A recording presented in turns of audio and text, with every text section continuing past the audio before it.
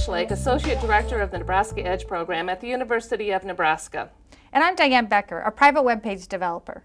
Welcome to the Security Squad series on setting up good passwords. Anymore, we need a lot of passwords. We need to enter a password before we can use our online banking, access email, get into Facebook, buy plane tickets, or pay our bills online. You know, Diane, it's tempting to use the same password over and over.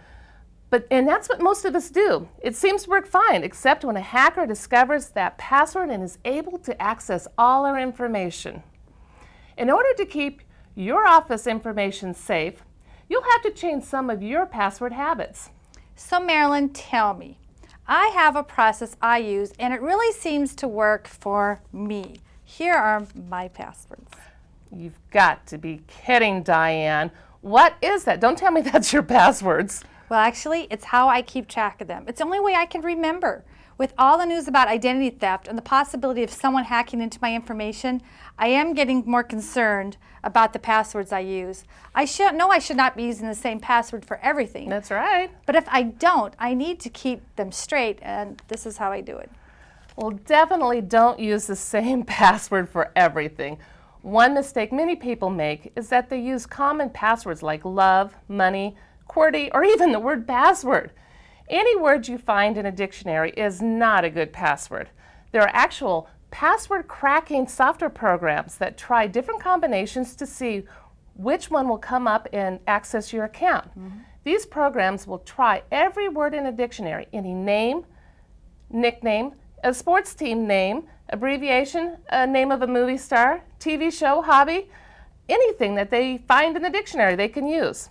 Also, don't use a word that has any letter or single character before it or after it, like say NASCAR 3 or pound banana, or even the password like win for me, which could be easily found.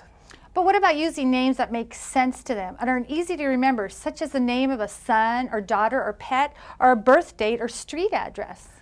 Ideally, you shouldn't use a password that makes any sense at all. Think of the information that's available on your Facebook or MapQuest or even online phone book. People could use this information to try to break your password. Okay, you've convinced me to change my old habits and not to use real words. But I should use combination of random letters, numbers, and symbols. Yet I still want it easy to remember. How am I going to remember those?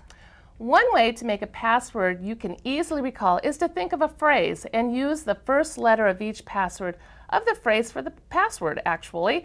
A good strategy is to make sure the password is at least 8 characters long. And let's say the phrase, my number one flower is a daisy. The password looks something like this. M, number sign, 1, FIADZ. That would be a difficult combination for any password cracking software to break. That's great. You know, I have been reading a lot lately about those type of software programs available that help you manage your passwords. What do I look for in a password software program, and should I really trust it? I do. I actually use a software program called Password Safe. This type of software allows you to store all your passwords and usernames in one place. You only need to remember one password to open up the software and retrieve all your other passwords that you've entered previously into the system. Once they're entered, I can then click on the one I need. The password is copied onto my clipboard, and then I can paste it wherever I need to put it. For added security, these programs will probably close maybe within 30 seconds. So that's added more safety to the program. And some of these programs will also generate passwords for you.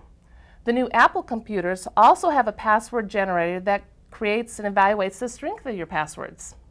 Okay. Well, I know it's tempting that we shouldn't definitely store a list of passwords on our computer or phone. It may be really convenient, but if your computer or phone is stolen, you'd be in a world of hurt. The thieves would then have access to your bank account, your credit cards, and everything you thought was secure. So it's a good idea to not have your browser even store your passwords for automatic login. That's right. If someone got into your computer, they could then access any site that has your financial information stored, such as Amazon or eBay. That's right.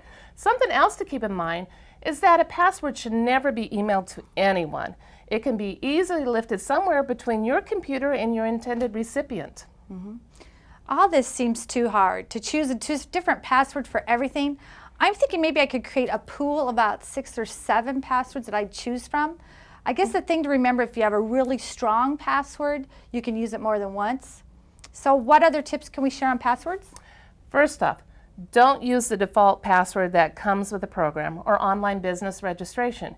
If you're assigned a password, change it the first time you're asked to use it. Second thing is to never give your password in response to an email that looks like it's from your bank or credit card company. You may receive a message that looks legitimate, but please contact your bank officials or the credit card company for verification. There are many false emails that are seeking or phishing to see what they can get from you if they can get into your private passwords. Last but not least, keep your antivirus software current and scan your computer frequently, because some viruses can record your keystrokes and send whatever you're typing, including your strong password, to an outside source. That's right. In summary, make your passwords security proof by making sure they include numbers, letters, and symbols.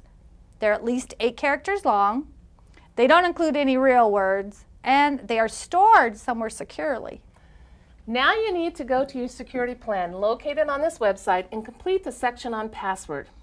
This is your security squad signing off. Remember, don't gamble with your business. Keep your data safe and secure.